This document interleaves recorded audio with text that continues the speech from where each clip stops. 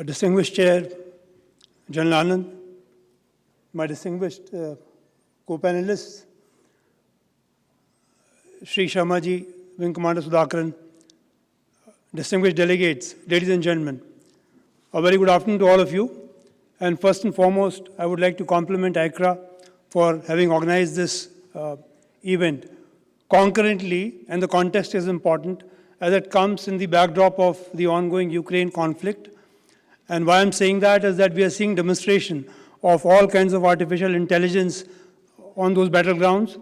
And what is more, it is underpinned by a whole amount of civil-military fusion. So that is why the context of this discussion today is important. Thank you so much for giving me this opportunity.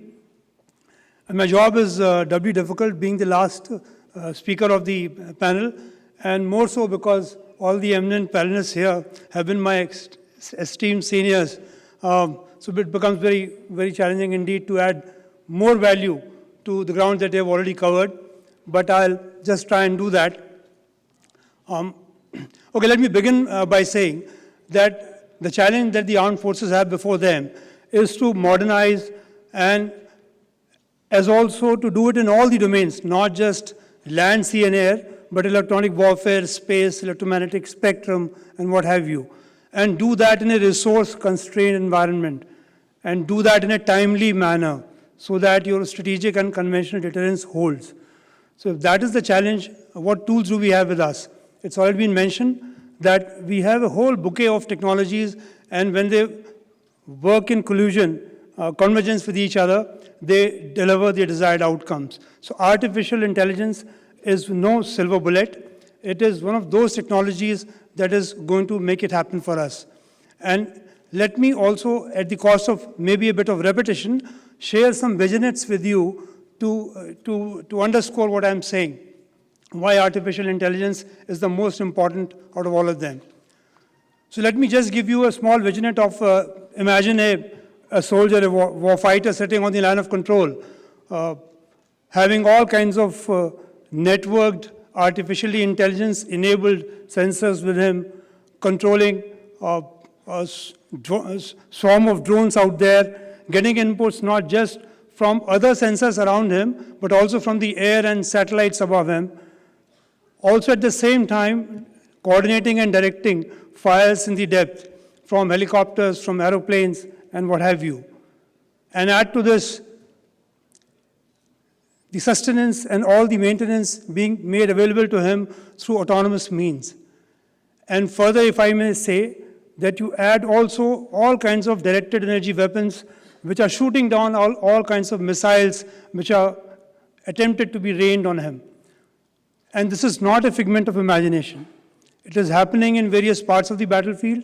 It is happening in those testing grounds where the Americans are experimenting with their GAISA'22, that is the Joint All-Domain Command and Control Concepts. It's happening out there. The other vignette, let me share with you, is one which was real.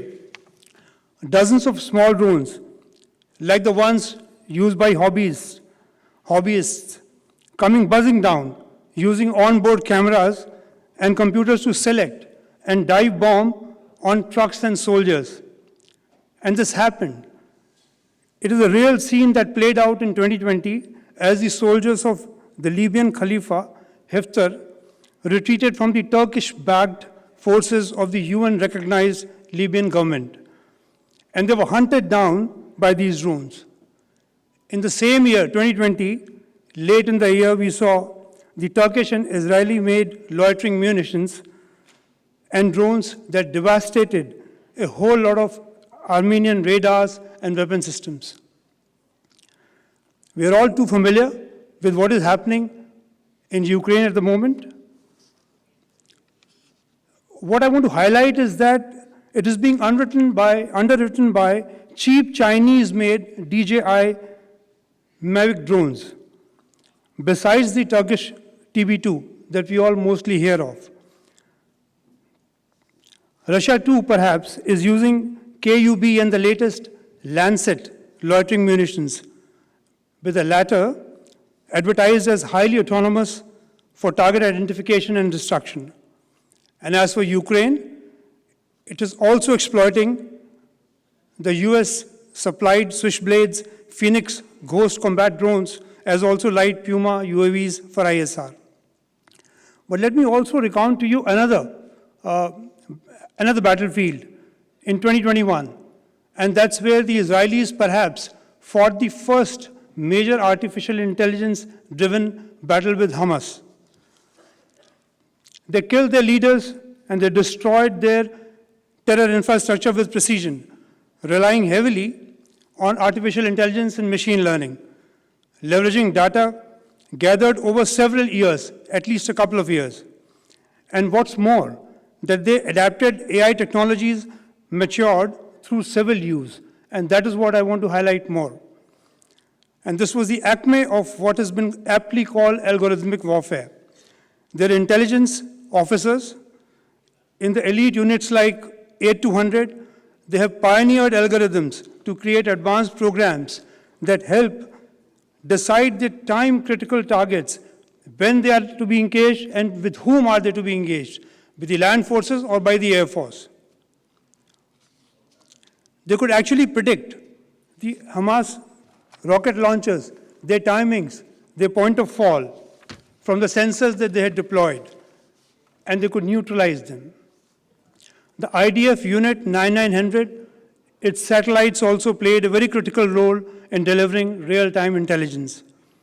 This was a bit of asymmetric scenario, but in a real battleground environment nonetheless.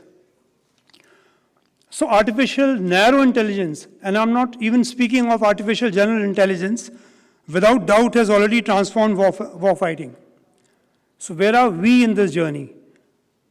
All right, we have come a long way. We heard in the morning from June 19, when AI Task Force report was accepted, and Artificial Intelligence in Defense exhibition in July was indeed a seminal event.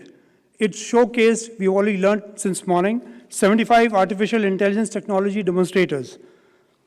Indeed, laudable efforts by the 8 DPSUs, of which out of 75, about 21 and more were showcased by BEL, Bharat Electronics Limited itself.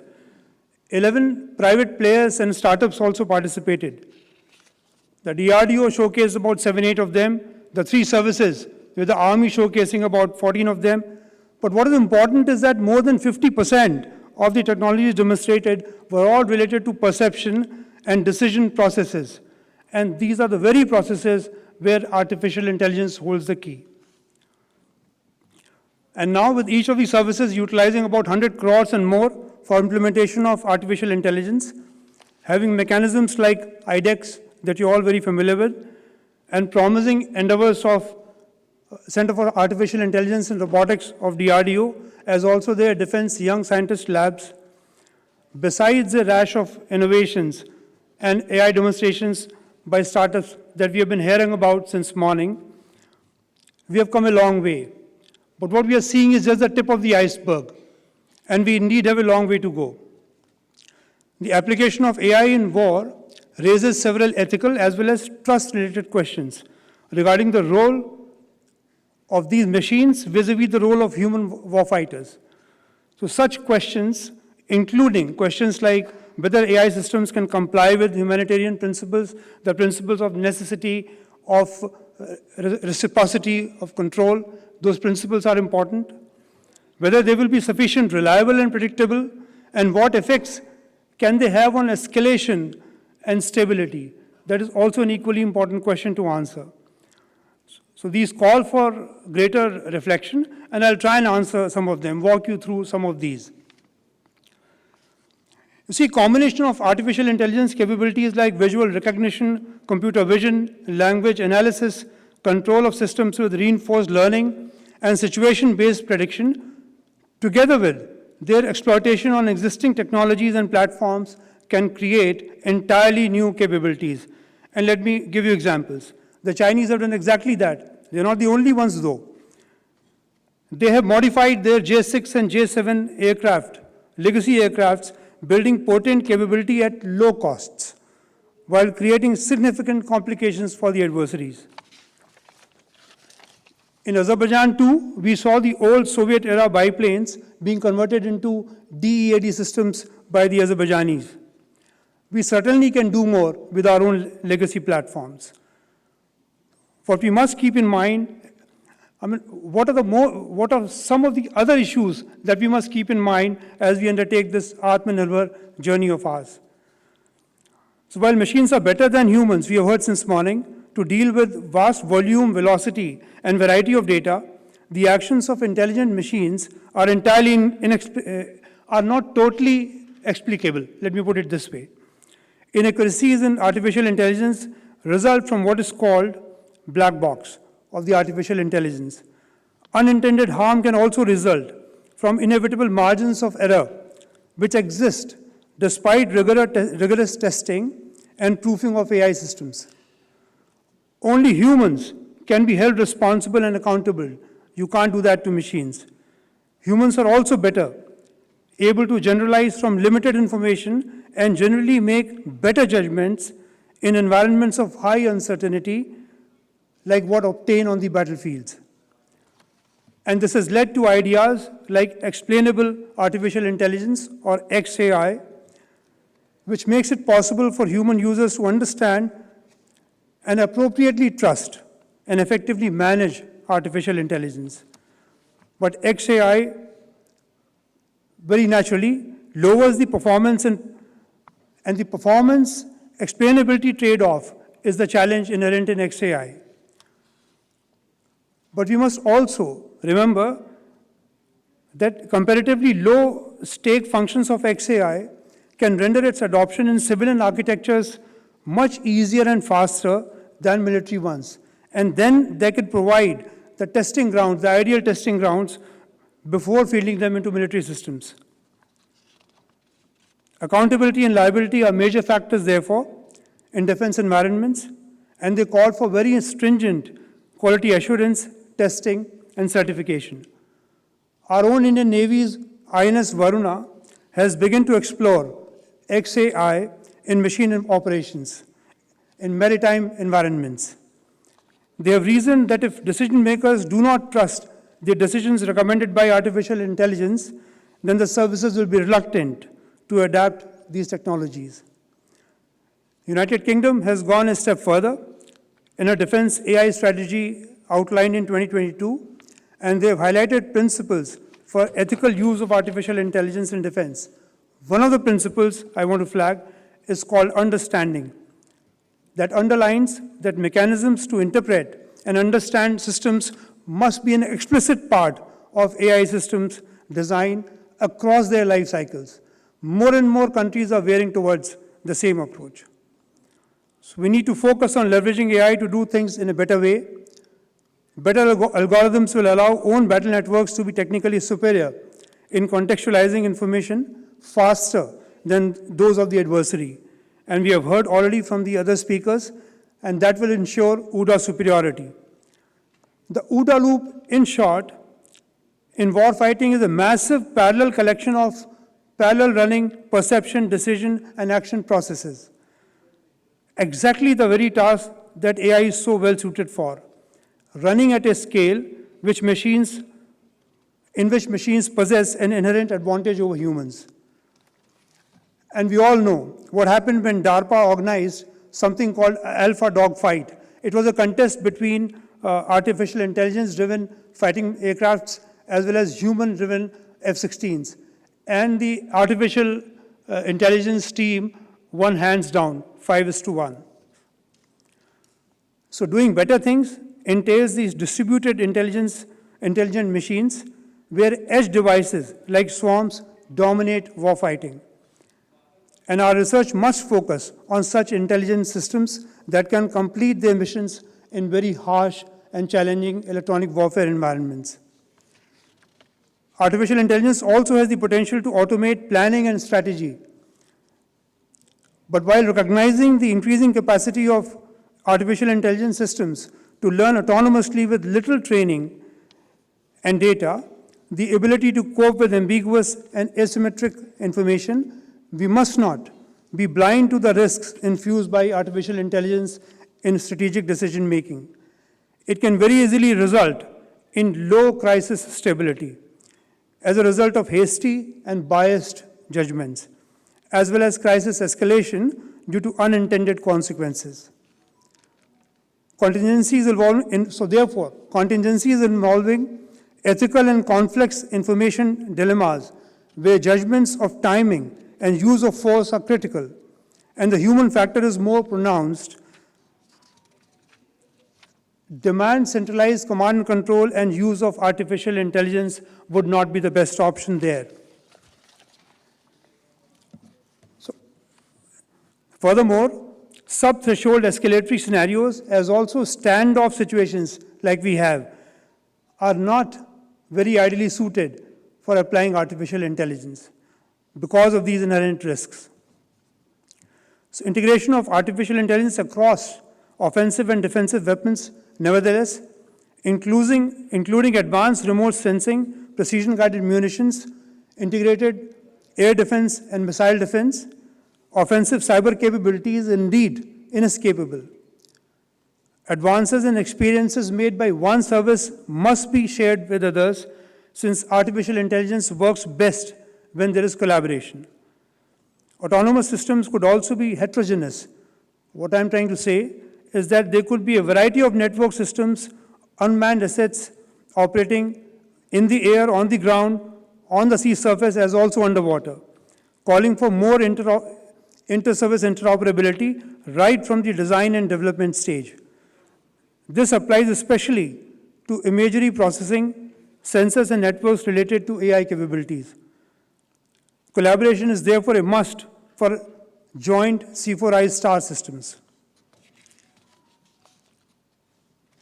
Technological barriers, including edge computing performance and bandwidth limitations, must be overcome.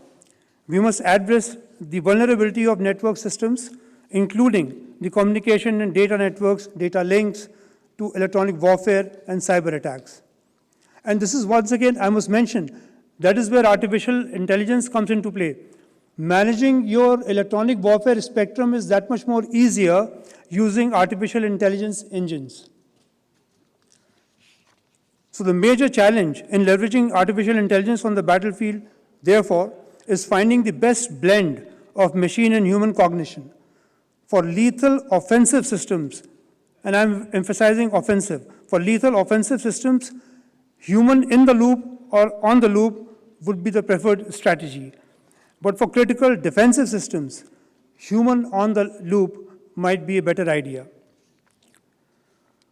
However, we must also remember that increased protection provided by autonomous systems instead of warfighters out there on the battlefield also enhances the risks to crisis instability. Because naturally, when there are lesser humans present on the battlefield, the propensity to take those chances increases. So artificial intelligence has a massive role to play in space-based systems, and particularly for ballistic missile defense, as was brought out by General Sharma. And you can imagine a scenario in which submarines cannot hide effectively, and in effect negating one of the triads of the nuclear capability of our adversaries. So while leveraging artificial intelligence for supply chain management, we must also factor risks of low inventories at critical points. And we are seeing that happening in Ukraine. High costs of implementation, maintenance, and retraining of these systems. Lessons also must be learned by us from countries which have embraced algorithmic warfare-driven influence operations. We must find ways to discern deep fake images and videos or operations of sophisticated social media bots. We must also leverage artificial intelligence in our live, virtual, and constructive, that is synthetic training environments to deliver personalized training, greater realism in combat simulations, warfare and gaming exercises, as was mentioned by General Sharma a while back. Cost is a key factor which provides the competitive advantage. Let me just give you some facts. TB2s are being produced possibly in less than a week at a cost that is maybe 1/10 or 1/20th of the high-altitude male drones being made by the United States. So we must leverage low-cost frameworks for innovation, combining commercial systems with inexpensive commercial-grade electronics. We must leverage our domestic software prowess and a willingness to experiment and rapidly iterate using an agile approach.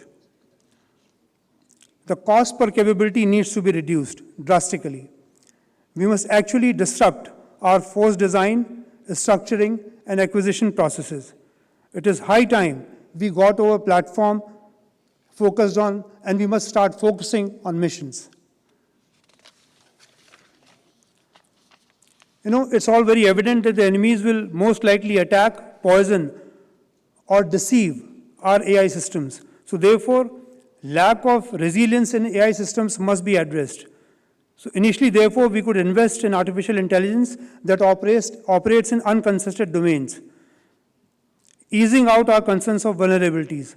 Such systems include medical, maintenance, and failure prediction roles.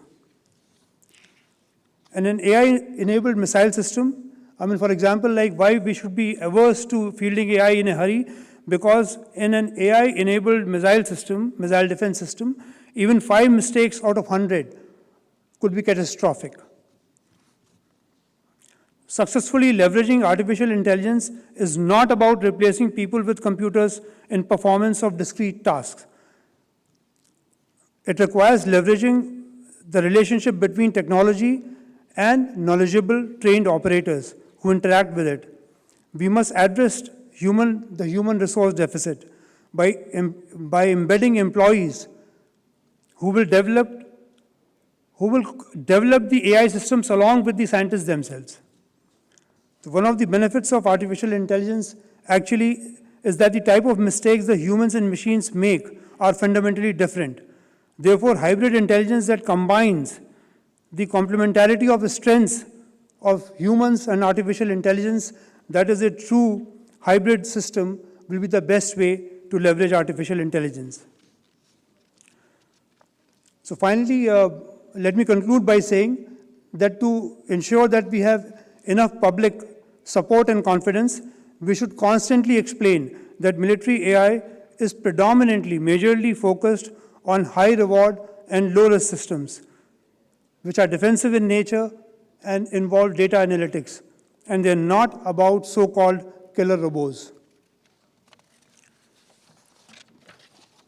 To wrap it up, all I would say is that artificial intelligence can make a very meaningful difference to every service and every domain in military warfighting. But for any of this to happen, for any of this to become a reality, long-held views and processes must change. Our approach to artificial intelligence, how we want to imbibe it, has to be materially different from the way we induct other systems in the Army. Thank you, and Jai Hind.